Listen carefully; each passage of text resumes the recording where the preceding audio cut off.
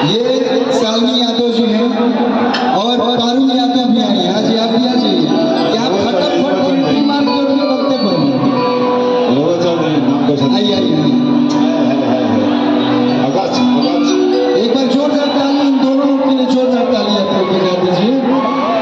देखो सब लोग मोबाइल निकाल रहे हैं, ठीक है, यही के जमाना में एक बड़ा प्यारा गीत आई बाबा सुधीर भाई बड़ा गायन ओकरे के मन से, विशाल भाई बाने, टुनटुन भाई बाने, सब लोग के स्वागत अभिनंदन। आदित्य भाई है कि सारी रात सुतवनी हा ए राजा कवरी आयो का हाथ लगावेला हई 5 गज के साड़ी